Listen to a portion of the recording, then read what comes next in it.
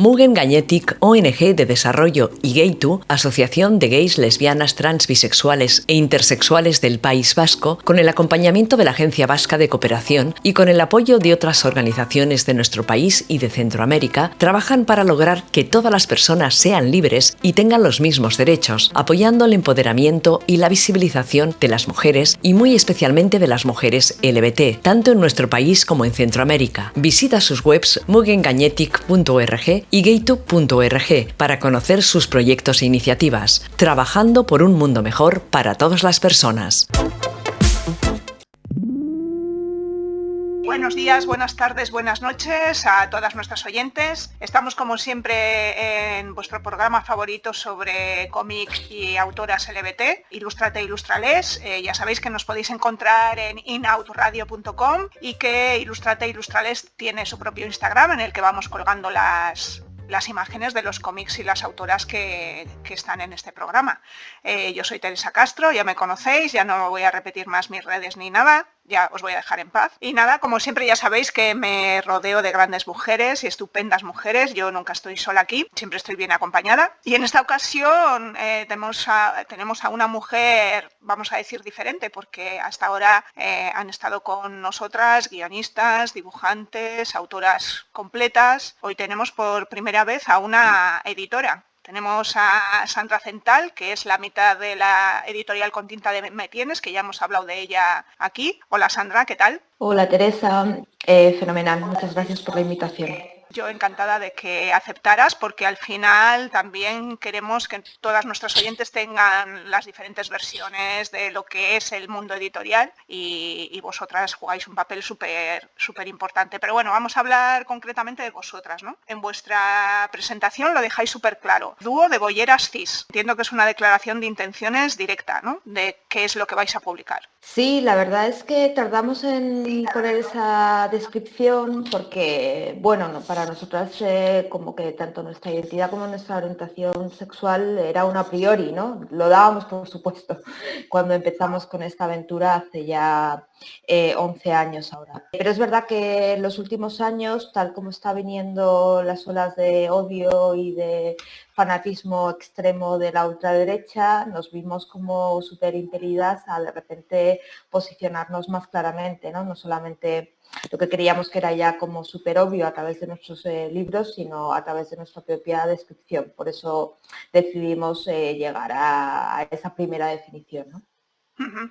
Y esa declaración de intenciones y esa, digamos, exposición tan clara, ¿os ha creado algún tipo de problemas en algún momento? La verdad es que no, creemos que tenemos una comunidad de lectoras, libreras y bueno, todas las personas que forman la cadena del libro que hemos conseguido a lo largo de los años se convierta en un espacio bastante seguro y a nadie le ha llamado la atención, era simplemente una confirmación de lo que ya era bastante evidente, ¿no? Sí, de lo que se ve, ¿no? Pero bueno, está bien siempre ponerlo sobre la mesa al final, ¿no? Así visibilizamos las realidades como son, eso está claro, ¿no? Tal cual. Eso es. Y la segunda descripción ponéis la palabra transfeministas. Bueno, yo lo tengo claro, pero bueno, yo te tengo que preguntar a ti, ¿no? ¿Crees que es entendible el feminismo sin esta visión, sin el transfeminismo? Bueno, para nosotras el feminismo, los feminismos, ¿no? Siempre en plural por esa connotación de diversidad y de pluralidad que nos parece imprescindible, no se entiende o no nos representa si no es con todas sus intersecciones, ¿no? Por supuesto la raza, la clase y a día de hoy la comunidad trans, que para nosotras es absolutamente fundamental, no porque de repente hayan aparecido, sino porque llevan toda la vida formando parte del movimiento, de la misma manera que en las bolleras llevamos toda la vida formando parte de los feminismos, ¿no? Y pasa un poco como con la primera definición, de repente nos parecía que había que incidir, ¿no? Acerca de que el feminismo es transfeminista, por si a alguien le quedaba alguna duda, pues directamente que no se acerque a Con tinta me tienes, no las vamos a echar de menos. Está claro, está claro. Bueno, este programa también tiene su coletilla LBT y estamos ahí también dando visibilidad evidentemente a las personas que además han estado ahí desde el principio de la lucha, que es que no hay ninguna duda. Entonces, bueno, pero bueno, sí que es verdad que con este movimiento, bueno, esta situación un poco extraña, es difícil a veces abordar, aunque lo tengamos claro, yo creo que hay veces que es complicado, ¿no? ¿Cómo lo enfocáis desde la editorial, este posicionamiento tan claro que tenemos, pero que también yo creo que al mismo tiempo nos aleja de personas que tal vez sean válidas en otro tipo de cuestiones? No sé, sin más, a ver cómo lo veis vosotras. El otro día en una mesa que participábamos, ¿no? Alguien decía algo bastante básico, pero creo que es lo que mejor ejemplifica, ¿no? O sea, tú no te sentarías, yo personalmente, no me sentaría a dialogar con nadie que se declarase a sí mismo racista. Pasa exactamente lo mismo. Para mí cualquier persona que decide excluir a otra simplemente por una cuestión de privilegios y al final con una intención muy clara de seguir en una situación de poder jerárquico frente a las otras, no me interesa. Yo no voy a editar, yo no voy a publicar libros que dejen fuera a lo que yo creo que es el conjunto de las minorías, ¿no? Y el conjunto de las personas que estamos en una situación de vulnerabilidad y que estamos luchando por derechos que son básicos, derechos humanos. No estamos hablando de ninguna otra cosa, de ningún tipo de robarle privilegios o robarle derechos a nadie. Estamos hablando de que tengamos unos derechos humanos básicos para todas, ¿no? Entonces estamos en la misma línea de que evidentemente no vamos a quitar el sitio a nadie, ni las personas trans ni las mujeres trans quitan el sitio a ninguna mujer, ¿no? Me gustaría, mujer cis, vamos, digo. Me gustaría realmente que manejasen estadísticas de cuántas mujeres trans están en la universidad, de cuántas mujeres trans están en los gabinetes de los partidos políticos, están ocupando puestos de responsabilidad en empresas, porque ahí es cuando de repente la evidencia objetiva hace que todo su discurso de odio se caiga por todos los lados, ¿no? Las mujeres trans están fundamentalmente realizando labores de trabajos sexuales, están en una situación de precariedad absoluta, sus vidas no son reconocidas y por lo tanto no son protegidas por las instituciones, es decir, son ahora mismo las sujetas, no sé si las más vulnerables, porque las migrantes o las personas en situación de migración también, pero una de las comunidades que realmente necesitan una agenda política, ya que se les llena la boca el feminismo blanco y cis y en mayúsculas, ¿no? O sea, con el tema de la agenda, ¿no? En la agenda política la prioridad sería que metiésemos de una vez a las mujeres trans y a las mujeres migrantes. Estamos totalmente de acuerdo. Me alegro, menos mal. Que no hay discusión en este Vale. tema. Bueno, espero que en ningún otro, pero bueno, oye, esto está bien, empezar con buen pie. Sí, seguro. Bueno, pues vamos a vuestro trabajo, ¿no? ¿Cuál fue la motivación principal de la creación de una editorial? Porque no es ninguna tontería, al final una editorial es una empresa, es un camino de emprendedoras, digamos. Cuéntanos un poco cómo os dio por ahí. Pues fue un acto de inconsciencia radical. No, hace 11 años, cuando mi socia Marina Veloque y yo editamos el primer libro, no teníamos absolutamente ningún plan de empresa ni nada que se le pareciese. Habíamos sido pareja, decidimos no estar ya relacionándonos sexoafectivamente y se nos ocurrió que una forma de seguir como estando juntas era hacer libros, ¿no? Esto parece así como muy romántico, no lo es tanto, pero bueno. Y nada, pues se juntó que yo estaba haciendo un trabajo para fin de máster, ella estaba haciendo un máster en edición. Hicimos ese primer experimento de un libro que se llamó A veces me pregunto por qué sigo bailando, dentro de la colección de artes escénicas que tenemos, sin ningún tipo de inversión económica, con un dinero que mi director de tesis sacó del CSIC para hacer particularmente ese libro, y el dinero que nos dio ese libro, que fue muy poquito, lo invertimos en el siguiente. Y así de repente nos encontramos con que estábamos creando una editorial, pero la toma de conciencia acerca del proyecto profesional que teníamos en marcha nos vino mucho tiempo después. Te hablo de años después también, porque es verdad que hemos tenido que simultanear otros trabajos hasta hace relativamente poco. O sea, la editorial no empezó a ser un proyecto que nos haya permitido vivir de ello hasta prácticamente hace 2 años. Entonces, la toma de conciencia acerca de lo que estábamos haciendo y esa identidad de editoras, evidentemente ha sido tardía, ¿no? Sí, bueno, al final es un poco como todas las personas que nos dedicamos al mundo del cómic, al mundo de los libros, ¿no? Una cosa es que tú empieces, que hagas tus cosas, digamos, entre comillas, como hobby, o como mucha gente también como vosotras, como trabajo fin de carrera, o como trabajo fin de grado, o como algo que tú quieres hacer, y luego, bueno, pues el camino va siendo como va siendo, y llega un momento en que ya puedes como coger tuya la palabra editora, ¿no? En mi Sobre caso... todo, Sí, yo en mi caso, en cuanto al tema del cómic, pues lo mismo, hasta hace no mucho, pues yo me consideraba, no siempre decía, eso es un hobby, ¿no? Y ahora, bueno, pues ya me considero más profesional que hobby, pero bueno, tampoco me da para comer, ni para vivir, ni para nada, pero bueno, pero va como poco a poco, ¿no? Cogiendo el volumen que tiene dentro de como tuyo como persona, ¿no? sí, también yo creo que hay un momento que es crucial, que es cuando te nombran las otras, ¿no? Ahí es cuando realmente tú empiezas a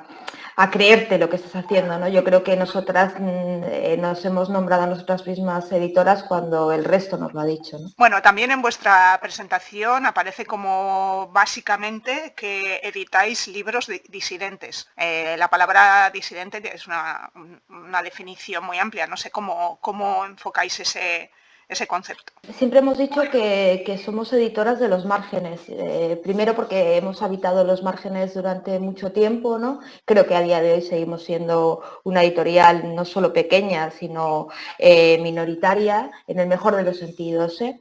Y disidente porque sí que es verdad que estamos a través de nuestros libros tratando de interpelar permanentemente al centro, ¿no? El centro entendido como ese lugar de poder y ese lugar como de los grandes grupos, ¿no? En el caso del sector editorial, con los cuales nunca vamos a poder competir, ni es nuestra intención, ¿eh? Sabemos perfectamente que estamos en otra liga. Y luego por el propio contenido de los libros, ¿no? Creemos que no es que nos quedemos con los restos de lo que se edita, sino que directamente vamos a los márgenes de lo que se edita, ¿no? Porque, por supuesto, reconociendo la labor y el trabajo de editoriales que hay, que son buenísimas, me da igual, un anagrama, por ejemplo, ¿no? Que Sí. tiene para mí el catálogo mejor de lo que son las editoriales españolas. Nosotras nunca vamos a tender a publicar ese tipo de libros, ¿no? Creemos que, bueno, pues el pensamiento contemporáneo a día de hoy está yendo por otros cauces y es lo que nosotras en nuestra labor de edición queremos recoger. En las temáticas ya has nombrado un poco cuáles son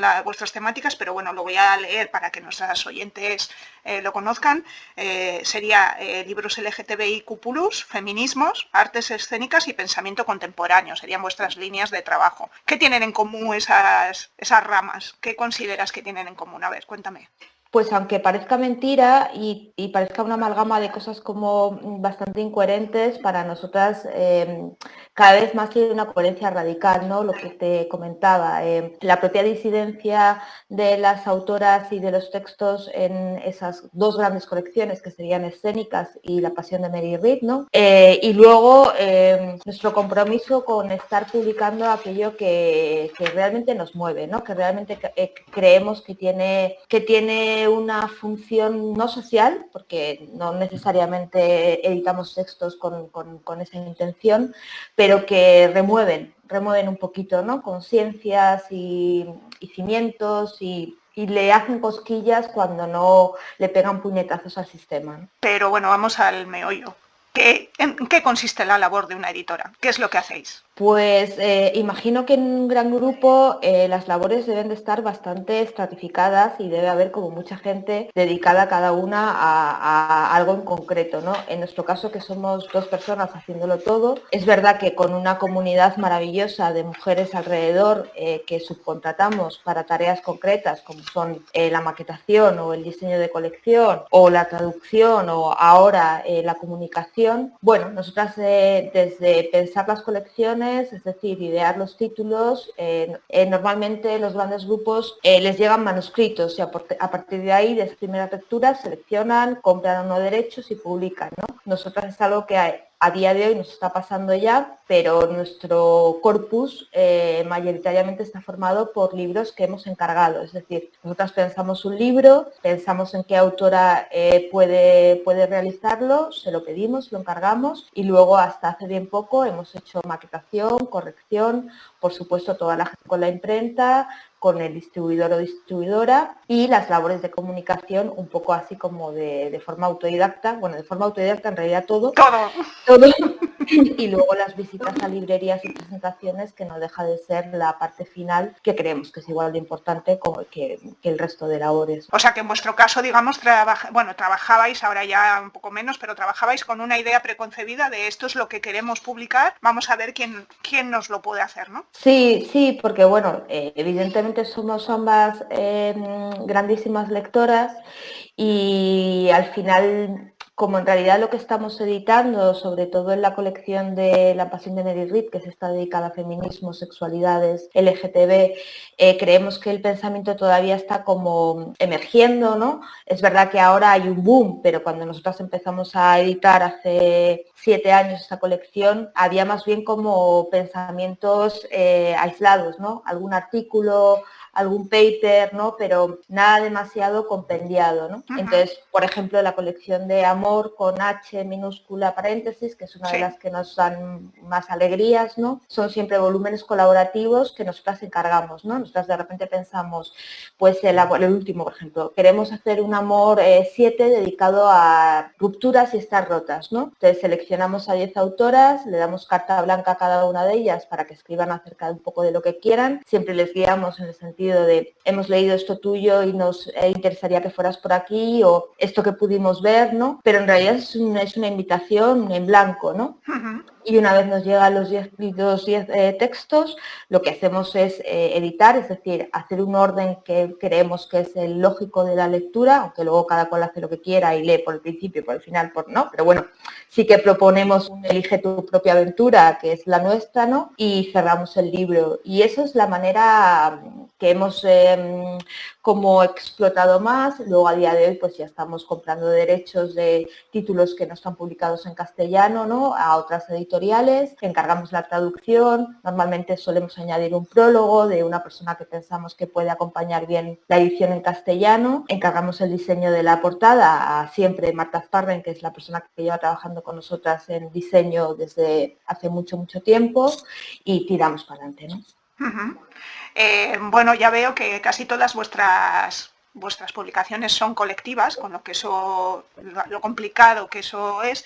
Y bueno, quería comentarte un poco el tema de los derechos, ¿no? No sé si estás al tanto de un comunicado que hizo la Asociación de Autoras y Autores Profesionales de Cómic, en este caso, sobre el tema de los derechos, pues porque resulta que las personas que crean el contenido cultural, pues digamos que en la línea de comercialización son las personas que menos cobran o que menos porcentaje se llevan. Y bueno, este comunicado lo que intentaba era buscar una manera o encontrar algún sistema que permitiera que eso fuera más equitativo, ¿no? ¿Cómo enfocáis vosotras el tema de los derechos? ¿Cómo hacéis? ¿Qué porcentaje tenéis? Bueno, cuéntanos un poco. Bueno, nosotras lo que tenemos muy claro es que el sistema del libro es absolutamente injusto. Quiero decir, para quien no conozca muy bien cuáles son los porcentajes, el 50% del PVP va para el distribuidor, de ese 50% el distribuidor le da el 30% a la librería, que es como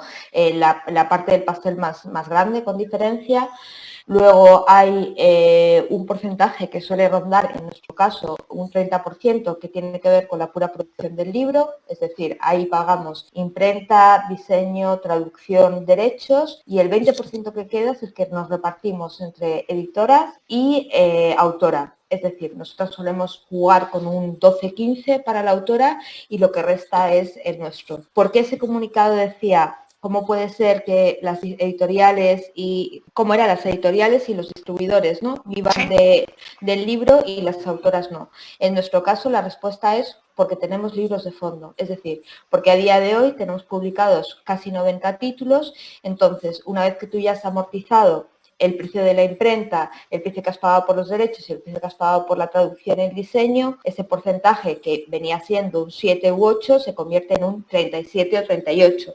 Una vez amortizado. Hay muchos libros que no se llegan a amortizar nunca. Claro. Y tener 90 títulos activos, aunque de esos en realidad vayas vendiendo bien la mitad, porque hay otros que se han muerto, que se han agotado, que no han dado dinero nunca, te permite que todos los meses se liquide el monto total.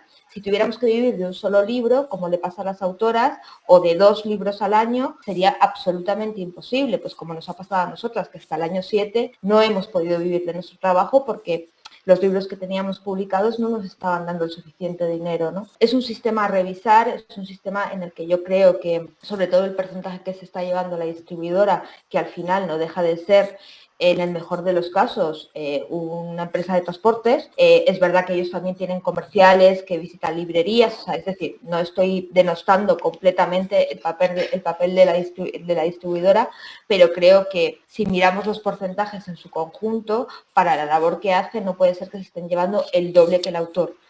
Es salvaje, ¿no? Pero bueno, yo creo que también la edición en digital está haciendo que esos porcentajes se revisen, porque ya te está saltando como muchos pasos, ¿no? Y ahí es posible que la autora se lleve un porcentaje mayor y desde luego es un modelo necesariamente a revisar, porque no puede ser que tengas que ser Almudena Grandes y morirte, además, para poder vivir de tu trabajo, ¿no? No, es increíble. Yo tuve una librería, entonces conozco un poco la historia. No te cuento nada, entonces.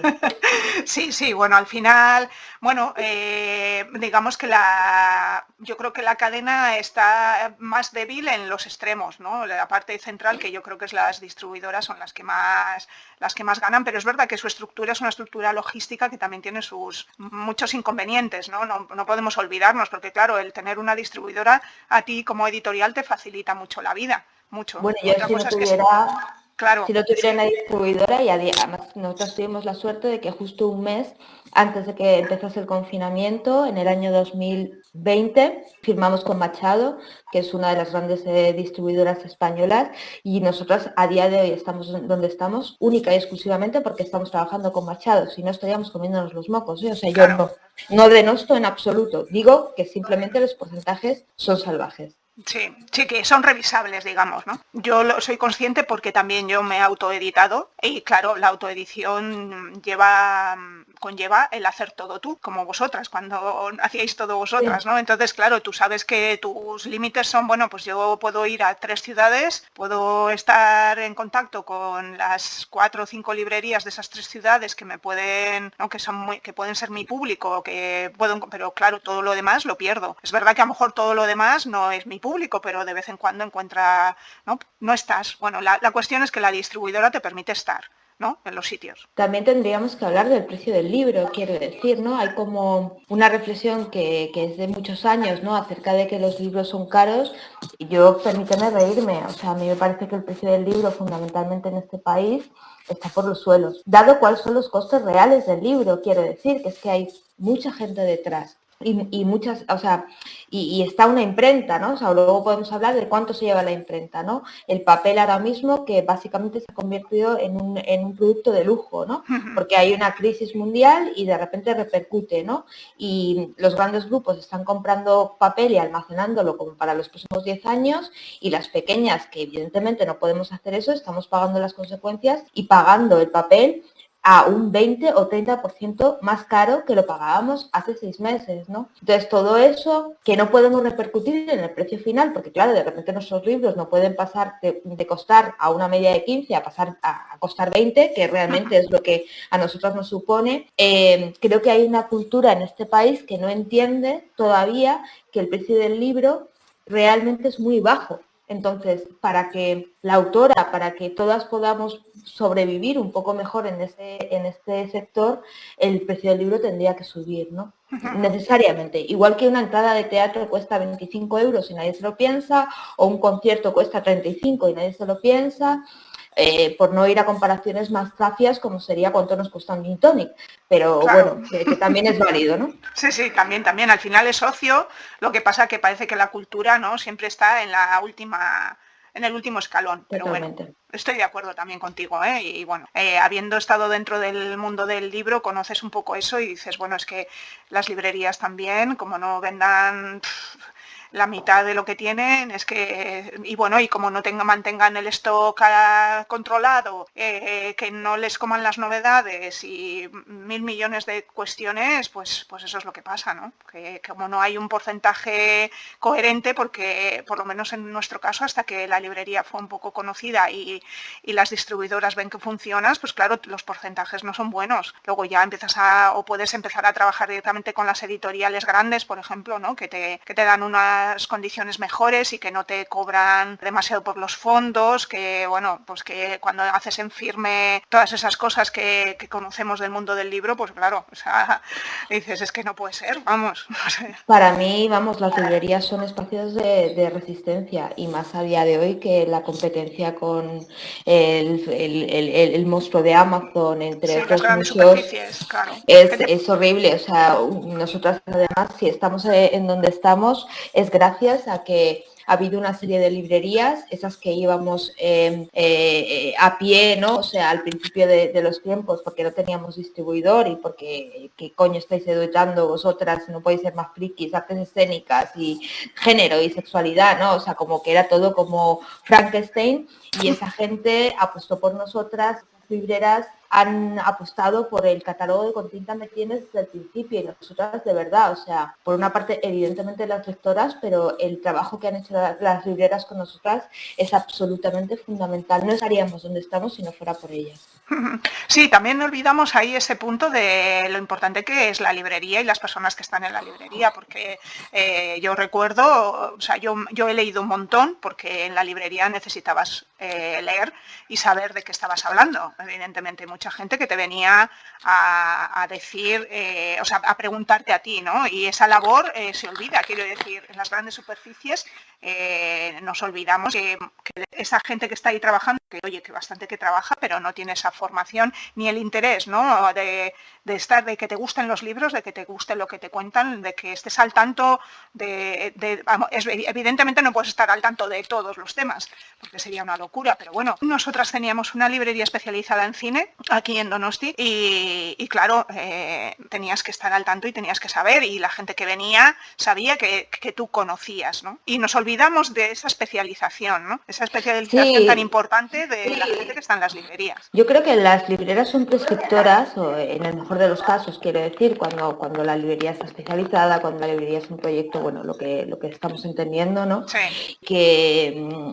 el acto a día de hoy pseudo romántico, ¿no?, de ir a una librería sigue siendo fundamental, porque si no, o sea, quiero decir, aparte de ser un lugar de encuentro, que a mí me parece que las librerías, aparte de ser tiendas de libros, son lugares donde suceden cosas, ¿no?, actividades, presentaciones, club de lectura, ¿no? O sea, es realmente un lugar de encuentro, es que las personas que están trabajando allí te llevan, en el mejor de los casos, y no pocas veces, a títulos y a lecturas a los que tú jamás llegarías sola, porque tú puedes navegar por un catálogo en internet durante horas y horas, pero esa prescripción del tú a tú, de que te conocen, de que te ha gustado esto y Eso entonces es. llévate lo otro, solo lo hace una buena librera. Es un trabajo fundamental, es un trabajo que ojalá no se pierda nunca. Ujú. Sí, en nuestro caso nos dividíamos un poco las lecturas por nuestros gustos, porque claro, también está bien que te guste lo que lees, pero así cubríamos un espectro bastante amplio de clientas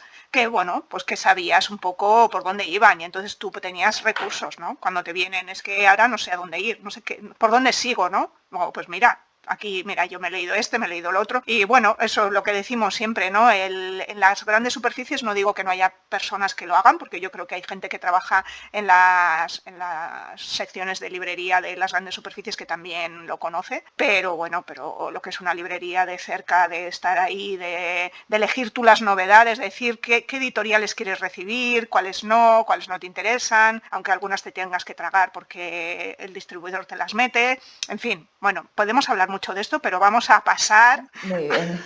a lo que importa en este programa, que son los cómics. En vuestro catálogo tenéis 2 cómics publicados, ¿no? Si no me equivoco, PM y Adolescencia Trans, de Fumetti y Brutti, Sí, y Superbollo de Parole de Queer, que ya conocemos porque estuvieron aquí en nuestro programa. Bueno, en el caso de PM y Adolescencia Trans, que por cierto lo leí en su momento, bueno, me lo compré en la otra, creo, en la otra en qué Valladolid. bueno. Sí, Me lo compré sí, allí, sí. si no me equivoco, aunque no, sí, fue en la otra, en Valladolid, cuando fui al Salón del Cómic de Castilla y León, que tenían también mi cómic y les hice una visita. Y me gustó mogollón y estoy deseando encontrar una persona con la que charlar del cómic, a ver si encontramos. Pero bueno, al margen de eso, es una obra extranjera que funciona con el sistema de derechos, bueno, de comprar derechos en el extranjero y tal. Bueno, cuéntanos un poco, porque sí que es verdad que eso yo lo desconozco, porque estando en el mundo de la librería, en lo de los derechos, ¿no? Entonces cuéntanos primero, pues cómo conocisteis la obra y cómo llegas a contactar con la editorial que lo edita en su país y cómo llegas a un acuerdo, bueno, un poquito eso. Bueno, esto fue, Luno Miguel estaba leyendo el original en italiano, Ujú. entonces yo lo vi por redes sociales, luego bueno, pues evidentemente las prescripciones a día de hoy te vienen como por muchos lugares, ¿no? Y yo sí que fundamentalmente en Instagram sigo a mucha gente que es muy, muy, muy lectora, porque me gusta mucho estar al día de lo que sucede y porque, bueno, una sola creo que llega a poco, ¿no? O sea, con las amigas siempre, ¿no? Y bueno, lo vi, me llamó la atención y entonces nada, lo busqué, ya leí un poco más en profundidad la editorial. Me pareció que no siendo nosotras una editorial que para nada está especializada en cómic ni en novela gráfica, sí que nos interesa bastante, no somos muy curiosas, en general nos gusta mucho bichear y nos gusta mucho meternos en aventuras nuevas, ¿no? Y entonces lo comenté con Marina, con mi socia, nos pareció que la temática no podía ir mejor con nuestro catálogo, teníamos ya publicadas varios títulos acerca de lo trans, ¿no? Y nada, Marina, que es la que se encarga de hacer la gestión de derechos, escribió a la editorial para preguntar si los derechos estaban disponibles para la traducción al castellano, nos dijeron que sí, compramos los derechos, encargamos la traducción y para esta edición en castellano le pedimos a una mujer a la que admiramos profundamente y que nos parece una de las grandes mentes a día de hoy en España, a Alana Portero, que hiciera el prólogo. El prólogo es una exquisitez, o sea, sitúa perfectamente el texto que viene a continuación e hicimos esa edición en castellano. La verdad es que dentro de que no es nuestro género y de que no estamos posicionadas y nuestra comunidad a lo mejor como que le choca un poco que de repente editemos cómic, ha tenido bastante buena recepción, estamos muy contentas. Sí, bueno, la verdad es que es una obra impactante.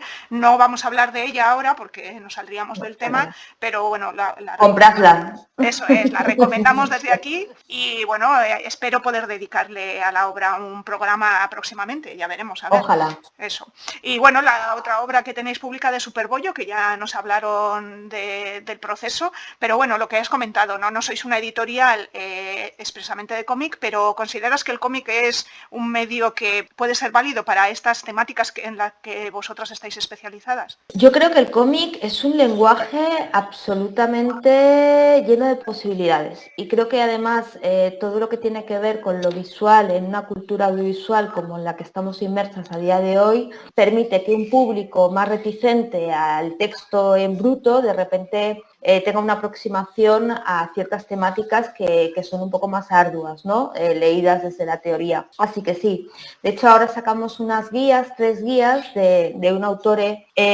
no binario que se llama Meg John Barker, que son guías, te voy a decir así como los títulos rápidamente: Comprende tus fantasías, sexo do it yourself y relaciones do it yourself. Y sin ser cómic, hemos querido hacer como una maquetación también muy visual. Le hemos pedido a Carla Gallén, que es otra autora que colaboró con nosotras en Superbollo, que nos haga una serie de ilustraciones, porque hacer un contenido son como los cuadernillos Santillana del sexo, para que nos entendemos, ¿no? Están dirigidos a un público no tanto adolescente, pero sí joven, ¿no? Como de entre 20 y 25 años, para que tú puedas hacer ejercicios, para mejorar tus relaciones, para, evidentemente, relaciones no heteronormativas, no patriarcales, o sea, esto está como en el presupuesto, ¿no? Entonces yo creo que justamente hacer una maquetación en el que la ilustración está tan presente favorece muchísimo a ese contenido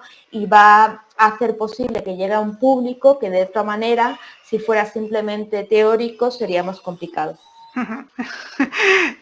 Nada, para nuestros oyentes, que resulta que tenemos una criatura. Tenemos una criatura que creo que se ha despertado. Bueno, pues ya nos has contado un poco el tema del cómic y ya nos has contado esto que tenéis entre manos. ¿Alguna cosa más de cómic o de momento estáis en otras historias? Pues de momento no es que no estemos interesadas, es que no llegamos. O sea, entonces son lenguajes en los que nos vemos muy flojas, porque nosotras no venimos del mundo del cómic, no tenemos una cultura necesariamente específica en ese lenguaje y lo que no queremos es meter la pata. Entonces, sí estamos abiertas a que nos hagan propuestas, por supuesto, porque es un lenguaje que nos interesa mucho y porque, vuelvo a repetir, yo creo que hay una franja de edad en la que ese lenguaje nos va a permitir llegar muchísimo más, ¿no? Pero no nos sentimos capaces de, por nosotras mismas, igual que yo encargo libros sin ningún tipo de problema, ¿no? A nivel textual,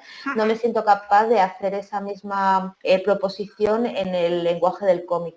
Pero sí, de hecho, bueno, así como en primicia, sin contarte demasiado, Carla Berrocal, que es una de las, para mí, artistas, ilustradoras más interesantes que hay ahora mismo en el panorama español, está haciendo una colaboración en forma de ilustraciones para un libro que es una sketch boyera, que saldrá el año que viene. Entonces, bueno, estamos haciendo como esas aproximaciones, ¿no? Para intentar también nosotras adquirir ese conocimiento acerca del lenguaje, y vamos a ir poco a poco porque queremos ir sobre seguro y porque es verdad que haber publicado esos 2 títulos, ¿no? Tanto Mi adolescencia como Superbollo, hacen que el nivel ahora mismo esté como muy alto. Claro, muy alto, no queremos como bajarlo, ¿no? Sí, no, estoy de acuerdo que además eso, las 2 obras, o sea, en un catálogo tan, bueno, de 90 títulos, 2 cómics que de ese nivel, la verdad es que es súper interesante. Y nada, decirte que Carla ya estuvo aquí en nuestro programa, en uno de los del año pasado. Ah, qué bueno, qué bueno. Sí, al final intento que venga toda la gente, si es posible, claro.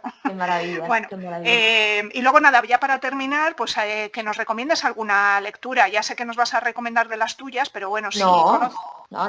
Bueno, eso sería súper ordinario. O sea, bueno, todo el catálogo de Con Tinta Me Tienes lo podéis ver en su página web y tenéis unas lecturas súper interesantes. Sí. Entonces, ¿nos va a recomendar de otras editoriales?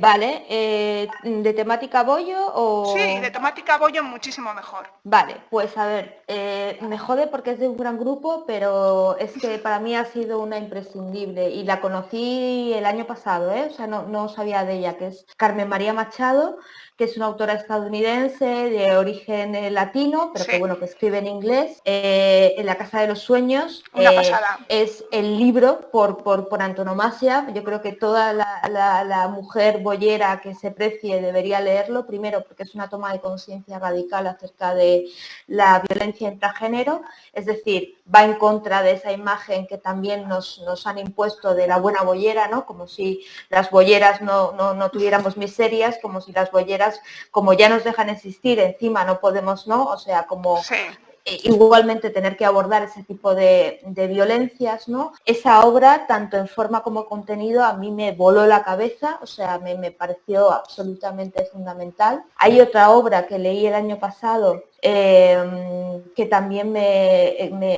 bueno, la verdad es que tuve que ir leyéndola de a poquitos porque es muy dura, que es Stone Butch Blast, que esto sí que está editado por Antipersona, que es una editorial pequeñita que recomiendo máximo, con una traducción, en el caso de Stone Butch Blast, buenísima, un libro de casi 50 páginas, que yo creo que es una genealogía absolutamente imprescindible acerca de feminismo, identidad de género, en Estados Unidos de los años 60-70, pero totalmente extrapolable a lo que podía estar pasando aquí, a otro nivel y con las características propias, ¿no? Y yo me quedaría con esos dos títulos como para cualquier boyera que se precie. Los tiene que haber leído.